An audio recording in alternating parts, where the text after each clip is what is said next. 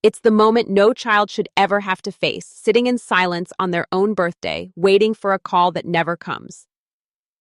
For Savannah, one of Kody and Janelle's daughters, that silence wasn't just an oversight. It was the clearest sign that her father's attention had moved elsewhere. And then there's Truely, Christine's youngest, who grew up slowly realizing that the dad she once adored was now a visitor in her life, showing up only when the cameras were rolling or when custody papers were on the table. These aren't small misunderstandings or missed connections. These are the kinds of wounds that change a kid forever. Think about what the Browns promised us back at the beginning of Sister Wives. They painted a picture of a family built on faith, unity, and love, multiplied instead of divided. Kody stood in front of the world and said his dream was one big family, all the kids growing up together, all the wives sharing in the joy of a shared life. And for a while, viewers believed it. We wanted to believe it. But what we've seen play out on screen is the opposite. One wife became central, her children prioritized, while others faded into the background. The family dream that once looked unshakable now looks like an illusion that crumbled right before our eyes. Hi friends, my name is Sophie, and this is Reality Scandals Daily.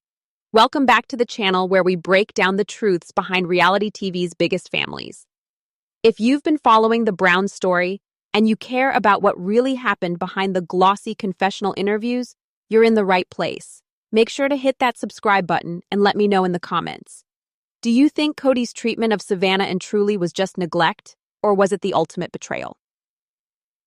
When the Browns packed up their homes in Las Vegas and set their sights on Flagstaff, the story they told was one of hope. Kody painted the move as a fresh start, a chance for the family to finally live side by side on a big piece of land where their kids could grow together and the wives could feel closer than ever.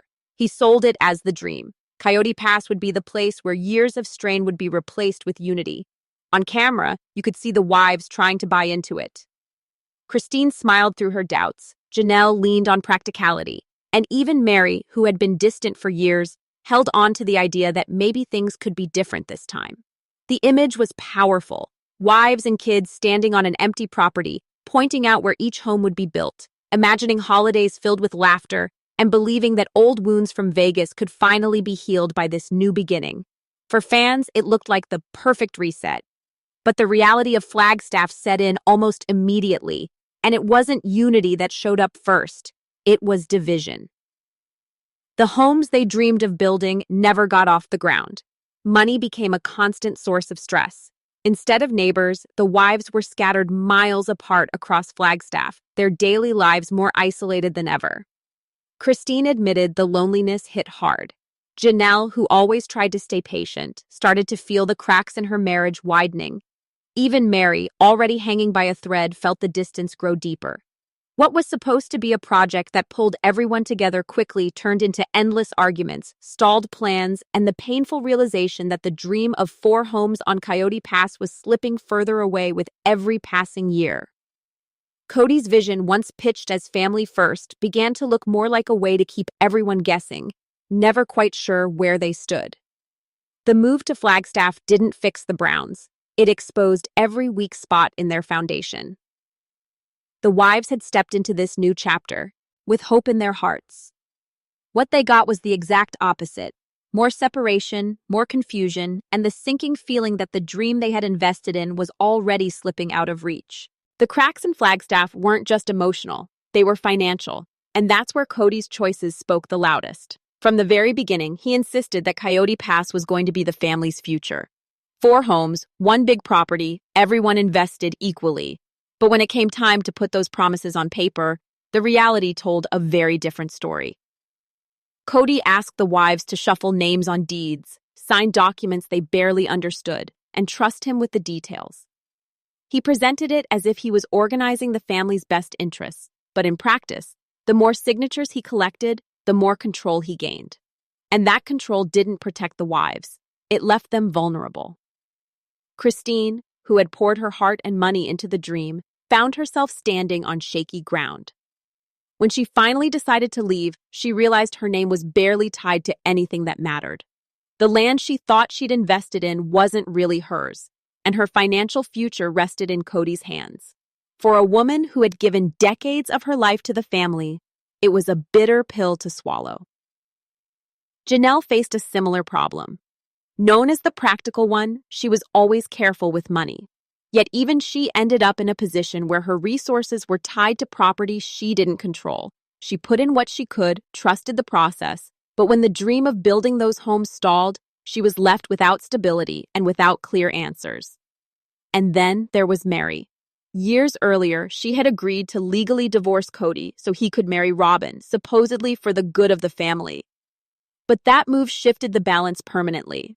Robyn became the legal wife, the one with secure ties to Kody, and her influence only grew stronger as the years went on. When financial decisions came up, Robyn's position wasn't just symbolic. She and Kody were a team, and the other wives often found themselves on the outside, watching resources flow in one direction while their own needs were ignored. It created a quiet but heavy resentment. Christine, Janelle, and Meri were women who had sacrificed, trusted, and given decades to this family. Yet in the end, the structure left them powerless, while Robyn's household seemed to thrive. Kody's handling of money didn't unify the Browns. It divided them even further, showing exactly where his loyalty and security truly lay.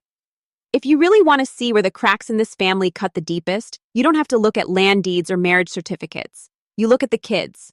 And nowhere is it more heartbreaking than with Savannah and Truely. For Savannah, the youngest of Janelle's children, the moment that hit fans hardest came on her birthday. Viewers saw her waiting for a call from her dad, a moment that should have been filled with love, joy, and a reminder that she mattered. But that call never came. No text, no quick check-in, nothing. On a day that should have been unforgettable for good reasons, Savannah was forced to face the kind of disappointment no child should ever carry, that her father wasn't even thinking about her. It wasn't just a forgotten birthday. It was proof that her place in his world had quietly slipped away. Then there's Truely, Christine's youngest daughter. In the early seasons, she was the baby everyone adored.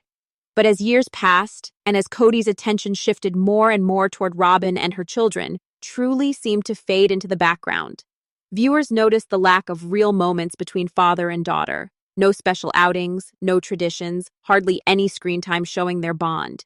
It was as if she had been sidelined in her own family.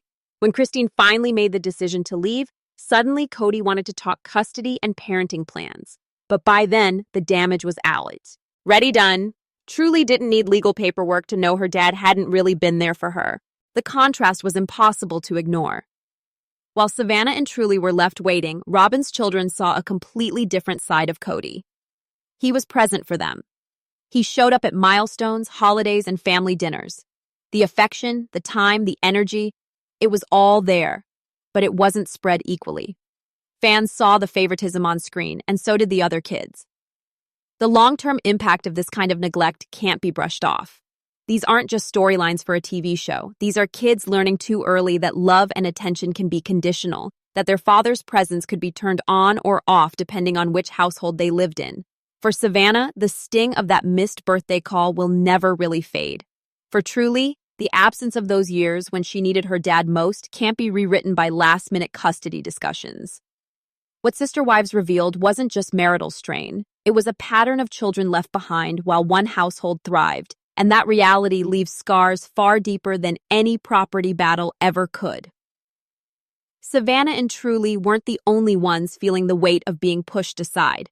Gabriel and Garrison, two of Janelle's older boys, carried their own heartbreak in plain sight. During the pandemic, Kody's strict rules became the breaking point. He demanded separation from most of the family, but chose to stay primarily with Robyn's household. Gabriel openly wept on camera, describing what it felt like to lose his father's presence, and Garrison's frustration turned into anger when he realized his dad was making no effort to bridge the distance. These weren't rebellious kids acting out. They were sons desperate for their father to show up, only to be told his loyalty was elsewhere. Isabel's story struck an even deeper chord. She needed major surgery for her scoliosis, a moment where any child would want their father by the earside. But Kody hesitated. His excuse was travel. His concern was time away from Robyn and her children. Isabel's quiet confession that she felt abandoned and unworthy of his support was one of the most gut-wrenching moments ever captured on Sister Wives. Watching a teenage girl try to process that kind of rejection was almost unbearable. And then the stark contrast. While Gabriel, Garrison, and Isabel were grappling with absence, Robyn's younger kids, Solomon and Ariella, were experiencing a completely different Kody. He was fully present in their daily lives, protective, affectionate, a constant figure. They got the version of Kody every child longs for, while their half-siblings were left trying to make sense of why they didn't deserve the same. These choices don't just shape the moment, they shape generations. The older kids carry scars of neglect and favoritism that don't simply fade with time. They grow into adults remembering exactly when they realized their father chose someone else's household over them. Out of the ashes of broken promises came something Kody never expected: strength. Christine was the first to walk away, and her decision shook the entire foundation of the family. After years of feeling unseen and unheard, she chose herself. Moving to Utah with Truely, she built a new life filled with confidence and joy. Fans didn't just see a woman leaving a marriage, they saw a woman reclaiming her worth. Janelle, long known for her practicality and quiet loyalty, soon followed her own path. She may not have made the same dramatic exit Christine did, but she refused to be controlled by property deeds or Kody's rules. She embraced independence, focusing on her kids, her health, and her future without waiting for Kody's approval. Janelle's strength came from steady resolve, the kind that doesn't need a camera to validate it. And then there was Meri. For years, she clung to hope that the relationship could be repaired. But slowly, she too began to step into her own lane, creating opportunities and finding her voice outside of the Brown family dynamic. It wasn't loud, it wasn't flashy, but it was hers. Together, these women represented a quiet rebellion. They showed that while Kody and Robyn clung to the idea of unity, what they really had was isolation wrapped in denial. The true unity was found in the wives breaking free, rediscovering themselves, and proving that sometimes strength isn't staying, it's walking away. What began as a dream of unity and shared love ended as one of the most painful betrayals reality TV has ever exposed. Kody's favoritism and broken promises didn't just dissolve marriages, they left lasting wounds on the wives who gave everything and the children who were left questioning their worth. The vision of one big family turned into a fractured legacy, where scars may outlive the show itself. This is Sophie with Reality Scandals Daily.